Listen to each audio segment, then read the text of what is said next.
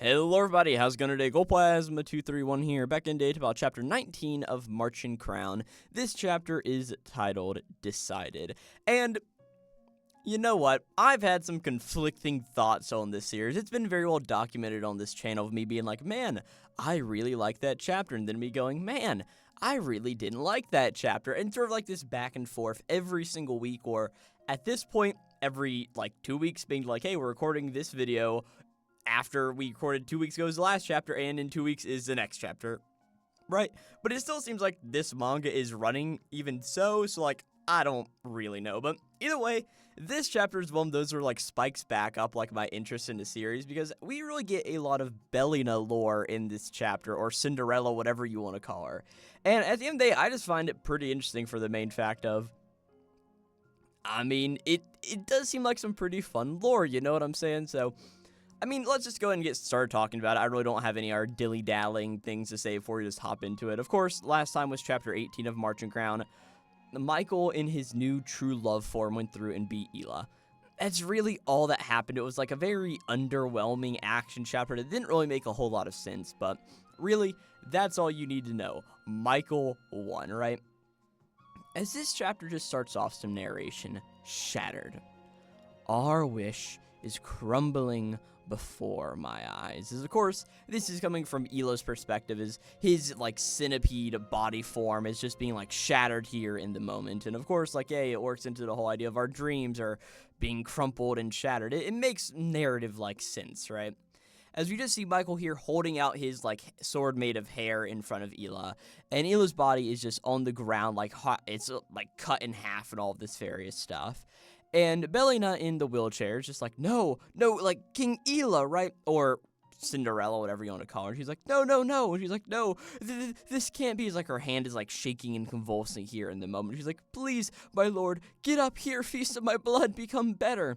As we just see Ela's face is still present in the, what's it called, in the body. And we see blood is just dripping out of his mouth. And Cinderella's, and he's just no, let it go, Cinderella. He's we've lost, right? As Cinderella is a little too amped up and ready for this. She holds her hand down. It's she's trying to reach out to Ela, but of course, as she does this, she almost gets ready to almost fall out of the chair, but she's sort of able to keep her balance here in the moment, right? Behind them, of course, they've been in this central kingly room. I don't know what to properly call this place, right? A courtroom? I don't really know. But either way, they're all sort of sitting here in the moment. This is where hey, Rapunzel, Michael, Lafina, Ela, and Cinderella all are. But of course, there is a door to the other parts of the castle here, right? And we see this door gets knocked on as we see it oh no, make haste, quickly now. As we see, this is the bumblebee-looking guy who's in charge of all the ankle reapers. As a bunch of ankle reapers pretty much come in, carrying him on a sled on all of their shoulders. And he's oh no, good heavens, your majesty, has his majesty been slain? And he looks over and sees Michael here in the moment, sort of in his true love form, just standing there, hair and vines just making up his entire body. As this guy's just oh no, don't tell me that thing over there is he the girl's companion? He's what are you all dilly-dallying for? You must go protect her highness at once. But, of course, as this guy's trying to be don't do that, right? We see that Cinderella's no, stay back. As, of course, her back is turned to all of these various ankle reapers in the air guys. As she's no, I will kill them. I'll kill both of you. As she starts to move up her wheelchair. I was having an issue figuring out what that thing was called for a second. She gets in her wheelchair and starts moving it forward here and rolling the wheels. And eventually she just keeps on rolling. But Ela's body got shattered, meaning that there's all this steel glass sort of stuff scattered around everywhere. And she goes and her wheel catches one of these pieces of glass, and it sort of sends her careening forward onto the ground. And of course, when this happens, there's a bunch of other glass in these shards in front of her, and she actively cuts open her hand and her wrist on one of these pieces of glass, and even clinches one in her fist as a weapon of some sort, right? And she's no, it's not over yet. I'll kill you with my own hands. I won't let you take a single thing from us. And she's so desperate and upset. As we see that Lafina just walks up here in the moment, and kneels down in front of Cinderella here. And she's like, no more, Bellina. You mustn't hurt another. As she's like, no, shut up, move aside, Lafina. I don't care if you're my sister. Ow, ow. As we just see Lafina's like, try to remember Bellina, like holding out like a reassuring hand in front of her, like almost willing to help pick her up here in the moment. Remember, Bellina, the kind heart that you once possessed before the curse broke it into all of those pieces. As Bellina starts to laugh, going like, kindness, you say? You should know, Lafina, just how powerless kindness was in this face of incurable illness. In case you've forgotten, allow me to remind you, the root of King Isla and Mai's love and suffering. As we see that Bellina reaches up to, of course, the mask that she keeps on her face, and she goes through and removes it here in the moment, tossing it to the ground. And the Ankle Reaper captain is just like, oh no, don't do it, your highness, right? As he's sort of like in the back of the room.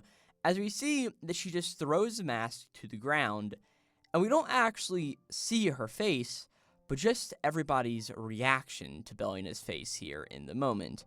As Lafina closes her eyes, Rapunzel is almost like wide-eyed gasping at what she looks like. And Michael is the one to actually say something as he's looking at it. He's just like, what? Rapunzel?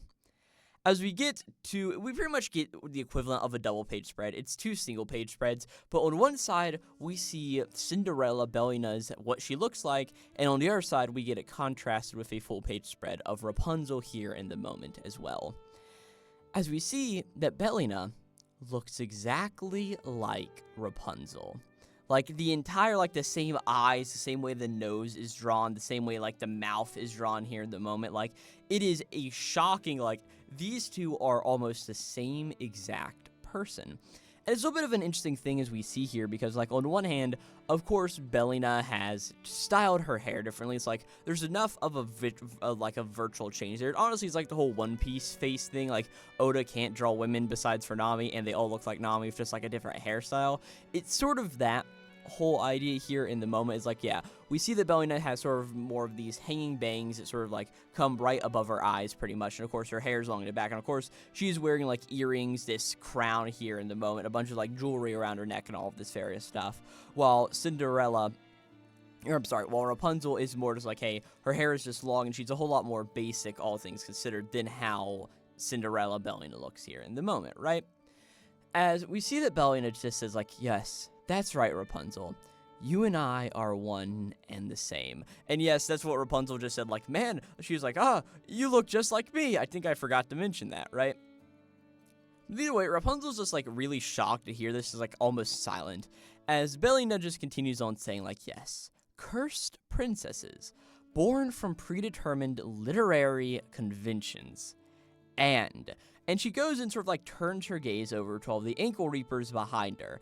And we see that the main guy closes his eyes and says, look away, my boys! As we just see, he's like, hey, you must not meet her highness's gaze, pretty much, right? As a few of the Ankle Reapers, like, turn away and close their eyes. But one in specific isn't really listening to all of this and gets a good look at Bellina's face. And as he does, we see a flower insignia sort of form in between of Cinderella's eyes, as her eyes almost start to glow like this dark blackness. I honestly want to believe like it's almost a purple of some kind, that like her eyes are shining here in the moment, as we just get a look at the Ankle Reaper's eyes through the mask, as we just see his eyes start to bulge, and little tentacles form in the back of his eyeballs, moving towards the pupil.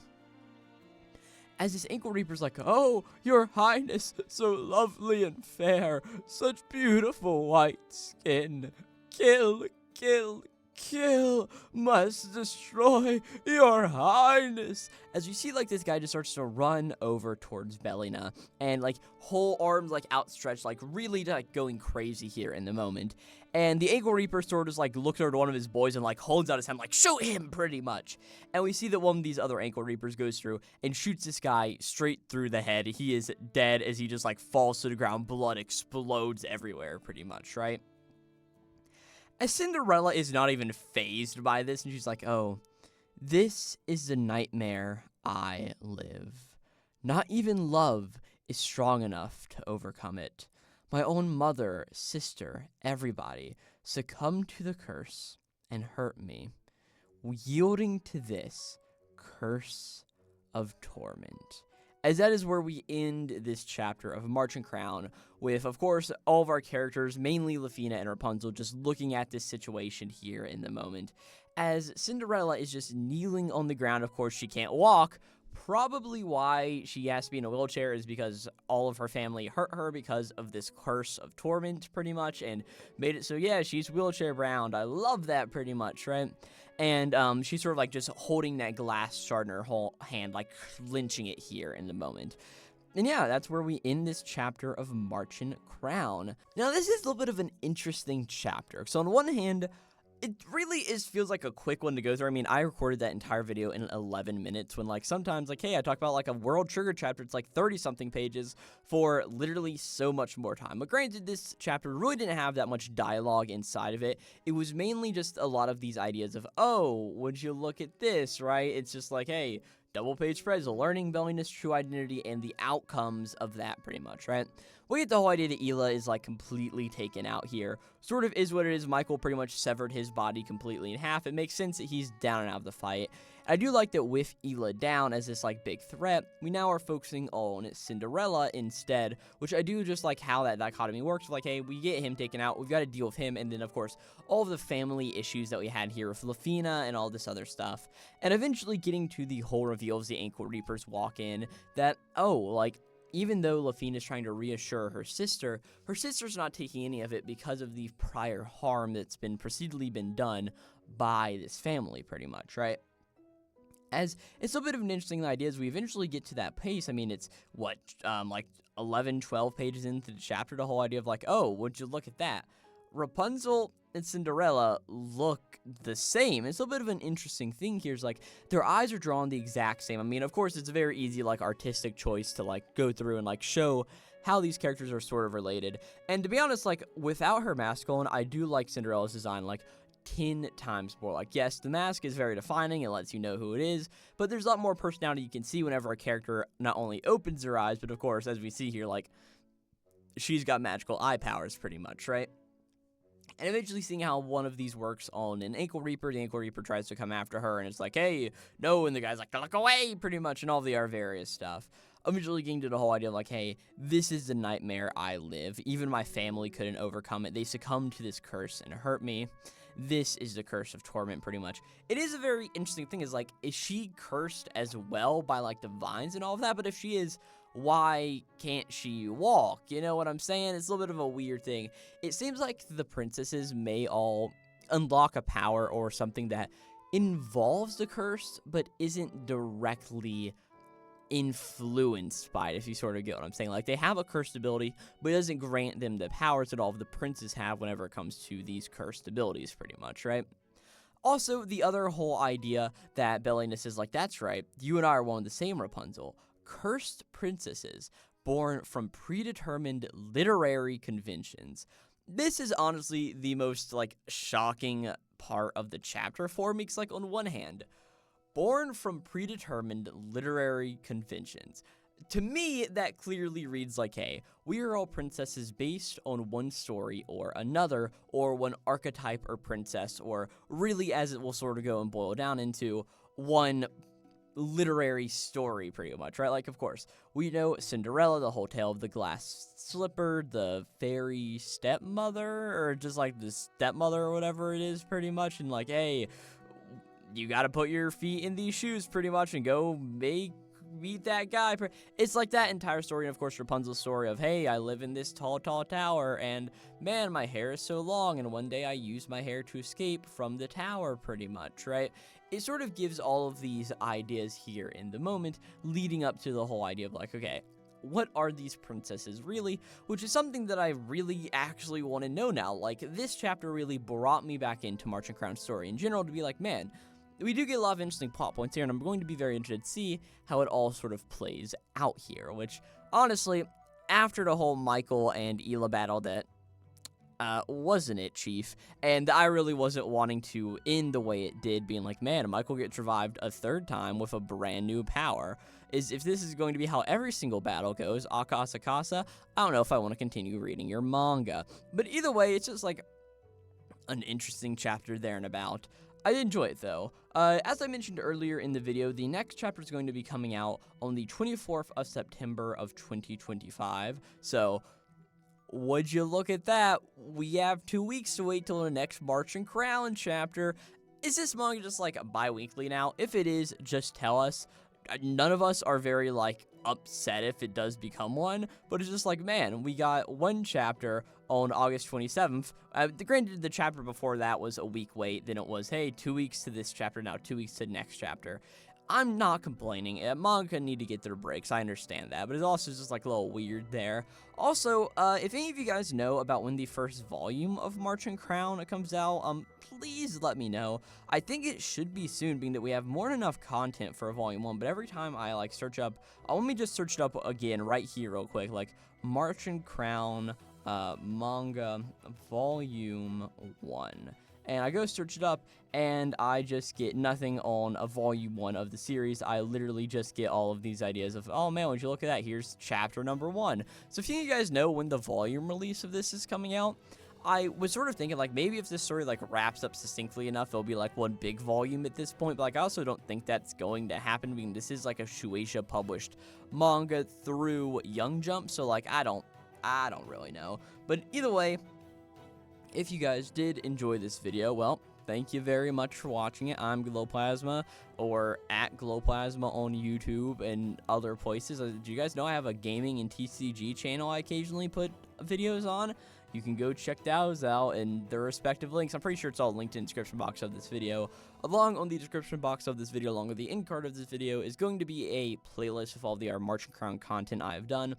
I have talked about this series since the literal day it came out. So if you want to hear any of my thoughts on any of the various chapters, go check those out. I think there's actually some really funny videos I made on Märchen Crown and all of those. And yeah, really fall out of the way. I just want to thank you guys all for watching this video on Märchen Crown. Let me know what you guys thought about this chapter in the comments down below. I know a few of you guys on my last video, like, man, I totally forgot this series is coming out. And to be fair, I don't blame you, and definitely the views that these videos are getting now compared to what they got very early on the series came out, yeah, I can tell how many people are really hyped for Märchen Crown currently. Let me even go to the Manga Plus updates page. I mean, how many views is this chapter getting a week? It's getting 65,520 is what the chapter 19 has gotten so far, so it's actually, like, not that bad in terms of Wednesday manga that come out on what's it called, on Manga Plus. I mean, Dog Shred, which I think is arguably a better series by another established manga, the guy who wrote Golden Kamuy, Satoru Noda, as I think is his name. It also says it on the screen in front of me, fun fact. But that series is only getting 20,000 views. So either way, I mean, Märchen Crown is getting a good amount of views on Manga Plus, which means it'll probably be staying around, all things considered, right? But either way, this thing, guys, from if I can talk. Thank you guys so much for watching this video, and I will catch you next time for Märchen Crown chapter number 20. Alright, guys, I'll see you in 2 weeks. This will be Glowplasma signing out. What does predetermined literary conventions mean? Like, I need an answer. Alright, I'll catch you guys next time.